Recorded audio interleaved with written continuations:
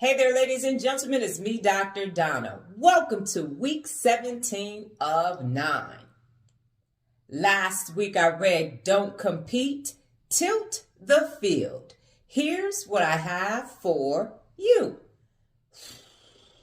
Ladies and gentlemen, it has been a very long time since I have read a book where I wasn't even at page 50 and I was thinking, this is not going to be good.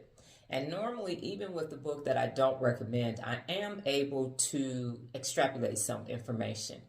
That didn't happen this week. I am not recommending this book for the following reasons. Number one, there were just too many examples. 300 is just too many.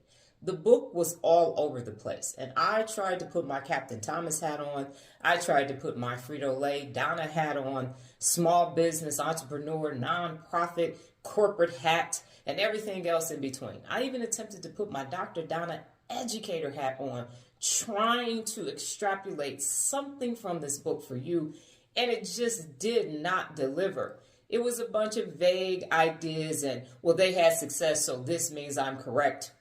And it was a bunch of, he was talking about thoughtware, and it's mentioned multiple times in the book. I never really got the idea of thoughtware. I think it's new thinking or like thoughtware, like software.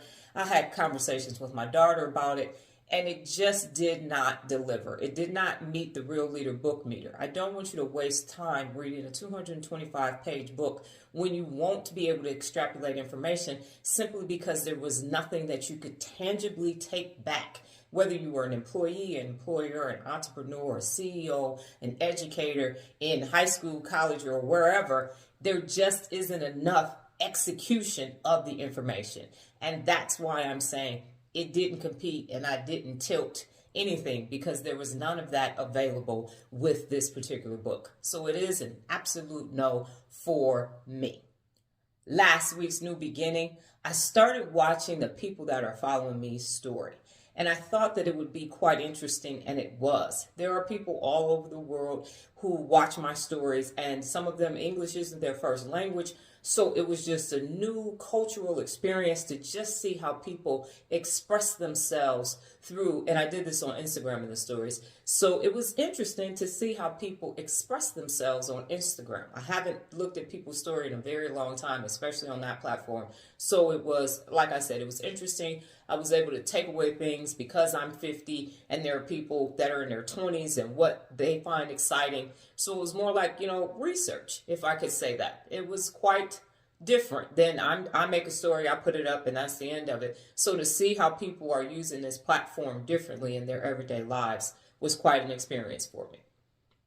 This week's book, Move Your Bus.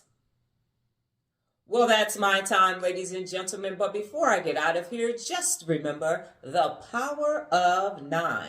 New beginnings expand your mind. Adios.